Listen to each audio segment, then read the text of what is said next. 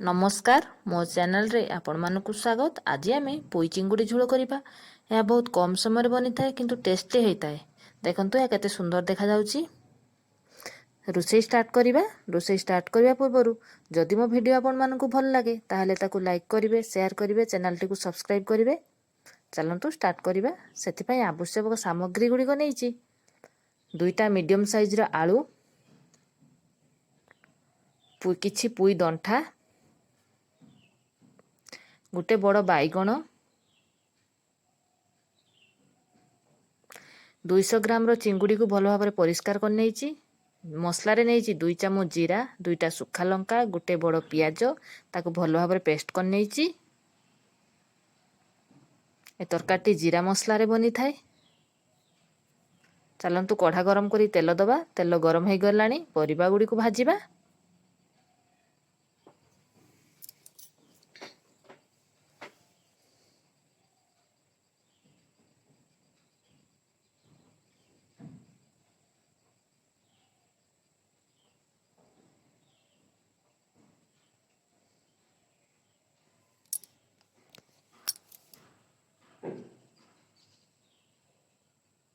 तो ढांकुणी दे दबा टिके सिझिबा पई। ढांकुणी गाड़ी चेक कर नबा।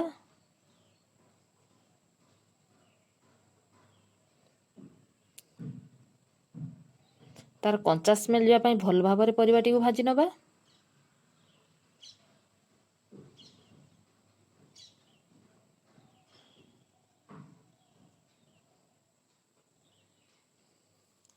पुईनाड़ी को भल भाव रे न भाजिले तरकाटा टिके लालुआ धरिबो।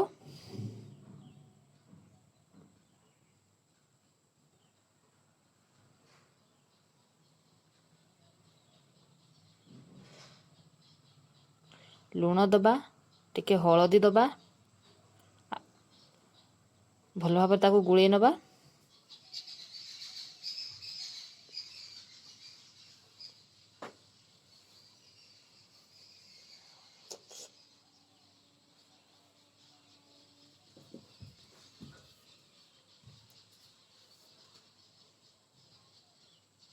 एथिरे एथर बाटी रखिथिबा मसला को देगी ताको मिसई नबा।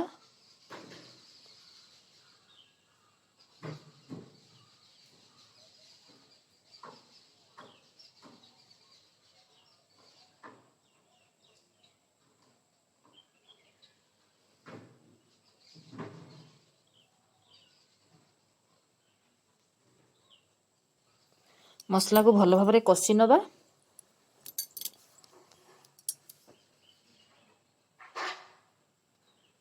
जीरा मसला को कम समय कषिबा को होता है। एथिरे एथर पानी दे दबा।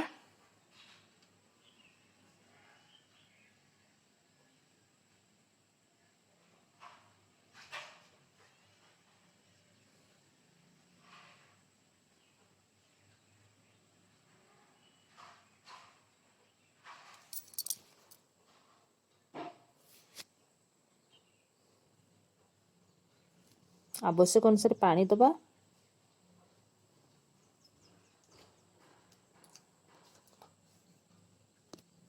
एथिरे अल्प पानी देबे, तरकाटी माख माख रहिबो।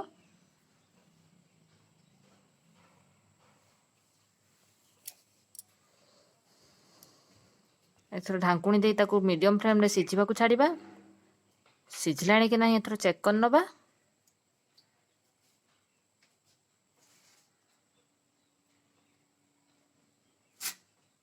आलू सिझी नाही, आलू आउ टिके सिझिबो।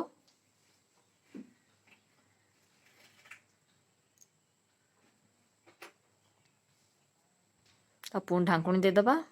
पुणी थरे देखि नबा सिझिछि कि नाही। परिबा बोधे एथर सिझी जिवणी। परिबा सिझी जाइछि।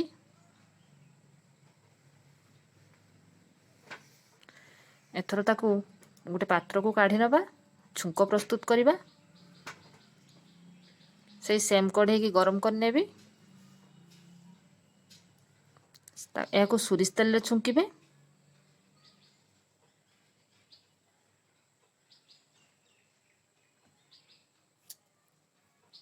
एथिरे 3-4 चामच सोरिष तेल दबा।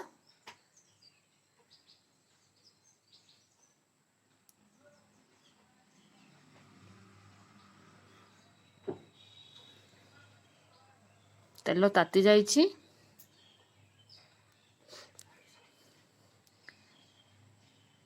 ଏଥିରେ 2ଟା ଶୁଖିଲା ଲଙ୍କା, 1 ଚାମଚ ପଞ୍ଚଫୁଟଣ,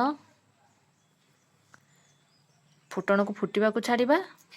ଫୁଟଣ ଫୁଟିଗଲେ ମୁଁ ଗୋଟେ ବଡ଼ ପିଆଜକୁ କୁଚିକି ରଖିଥିଲି, ପିଆଜଟିକୁ ଏଥର ଦେବା।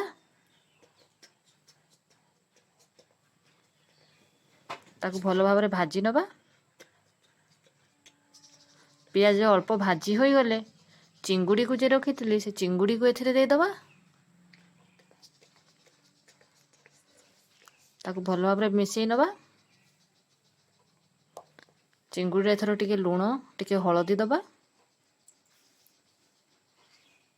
ତାକୁ ଗୋଳେଇ ନେବା।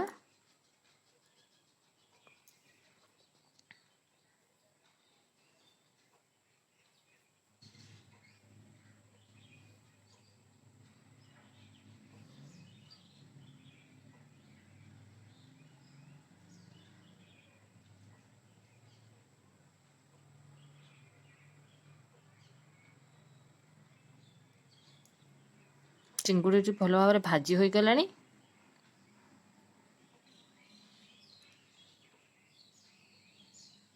ତରକାରୀକୁ ଢାଳି ଦେବା। ସାଙ୍ଗେ ସାଙ୍ଗେ କଭର ଦେଇଦେବା, କାହିଁକିନା ଛୁଙ୍କଟା ତା ସହିତ ମିଶିଯିବ। ତାକୁ 2 ମିନିଟ୍ ଫୁଟେଇ ନେବା। ଦେଖନ୍ତୁ ତରକାରୀ ଫୁଟି ଯାଇଛି, କେତେ ସୁନ୍ଦର ଦେଖାଯାଉଛି। ନିଶ୍ଚୟ ଏହାକୁ ଟ୍ରାଏ କରିବେ, ବହୁତ ଭଲ ଲାଗିବ।